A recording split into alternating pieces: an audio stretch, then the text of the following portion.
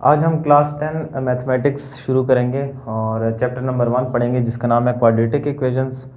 तो सबसे पहले कुछ बेसिक डेफिनेशंस जान लेते हैं कि इस चैप्टर में हमें जिसकी ज़रूरत पड़ेगी।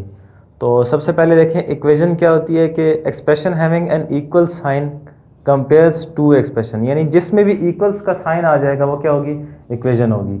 और ये क्या करता है, किसी भी दो एक्सप्रेशंस को आपस में कंपेयर करता है। जैसे कि ये देखें x minus two equals to 3x plus 1 या 5x क्यूब प्लस 2x के माइनस 1 इज इक्वल्स टू 0। तो ये दो एक्सप्रेशंस को आपस में इक्वेट कर रहा है, कंपेयर कर रहा है, तो इसको हम इक्वेशन कहेंगे। नेक्स्ट है क्वाड्रेटिक इक्वेशन। क्वाड्रेटिक इक्वेशन को पढ़ने से पहले ये कुछ हम पढ़ लेते हैं, बाकी जो हमारे पास कांस्टेंट वेरिएबल्स, ये जो कंसेप्ट्स हैं, कुछ बेसिक डेफिनेशंस ये पहले पढ़ लेते हैं, उसके बाद हम क्वाड्रेटिक इक्वेशन पे आते हैं।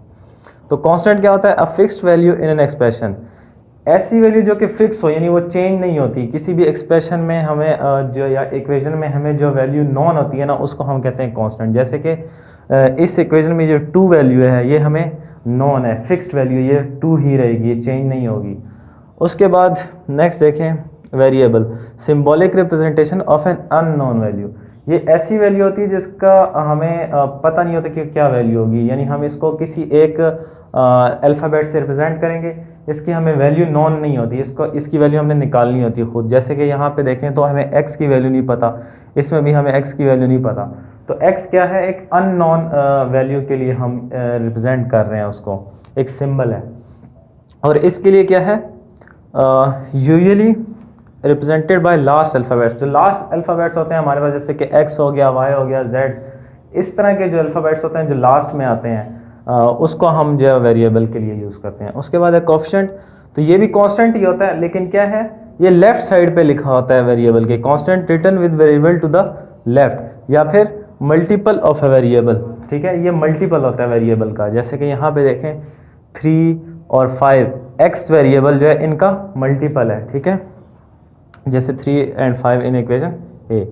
पावर क्या होती है, it states that how many times a number will be written for multiplication, यानी हमने किसी नंबर को मल्टीप्लाई करना है तो कितनी बार हम उसको लिखें वो हम पावर से रिप्रेजेंट करते हैं। जैसे यहाँ पे देखें 2 पावर 3, ये जो 3 है ये हमें बता रहा है कि हमने 2 को कितनी दफ़ा लिखना है, 3 दफ़ा लिखना है। और 4 पावर 2 मतलब 4 को हमने 2 दफ़ा लिखना है। तो कितनी बार हमने मल्टीप्लिकेशन के लिए किसी नंबर को लिखना है वो पावर कहलाती है। अब डिग्री क्या है, the highest power of the variable in an equation. किसी भी इक्वेशन में जो हाईएस्ट पावर होती है ना, वो हमारे पास डिग्री कहलाती है। जैसे कि ये हमारे पास एक इक्वेशन है, अब इसमें ये 1 जो है ये भी पावर है, 3 भी पावर है, लेकिन 4 जो है ये सबसे हाईएस्ट पावर है। 4, 3, 1 ये तीनों ही पावर्स है, लेकिन 4 क्योंकि सबसे बड़ी पावर है इस इक्वेशन में, तो 4 हमारा क्या है, डिग्री होगी इस इक्वेशन के लिए। अब क्वाड्रेटिक इक्वेशन क्या होती है, एन इक्वेशन ऑफ डिग्री 2, जिसकी भी डिग्री 2 होगी वो हमारे पास क्वाड्रेटिक इक्वेशन है। ठीक है, जैसे कि a x square plus b x plus c, अब इसकी डिग्री क्या है, 2, सबसे हाईएस्ट पावर जो है वो 2 है, तो इसका मतलब ये क्वाड्रेटिक इक्वेशन। जैसे आगे एग्जांपल मैंने दी है 3x square plus 5x plus 2 equals to 0। Standard quadratic equation क्या होती है, a x square plus b x plus c equals to 0, जिसमें ए जो है वो 0 नहीं होना चाहिए, ए की वैल्यू हमारे पास 0 ना हो। और इस तरह से हमारे पास जो भी एक्सप्रेशन लिखी होगी, इक्वेशन लिखी होगी, वो स्टैंडर्ड क्वाड्रेटिक इक्वेशन होती है। अब इसमें ए अगर आप देखें, ए अगर 0 हो जाएगा तो एक्स स्क्वायर की वैल्यू जो है ख़त्म हो जाएगी, तो वो लीनियर इक्वेशन बन जाएगी। ठीक है, इसलिए स्टैंडर्ड क्वाड्रेटिक इक्वेशन क्या होती है, जिसमें ए जो है वो 0 की इक्वल ना हो, और क्वाड्रेटिक इक्वेशन के लिए पावर 2, जो हाईएस्ट पावर है यानी डिग्री, वो 2 होनी चाहिए।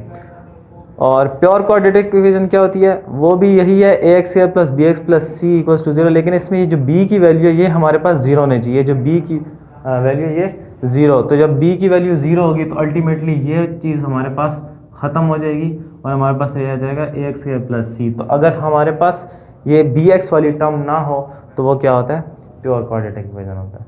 अब इसमें अगर आपको कोई चीज़ नहीं समझ आती तो आप मुझे बता दें, फिर इसके बाद हम एक्सरसाइज स्टार्ट करेंगे।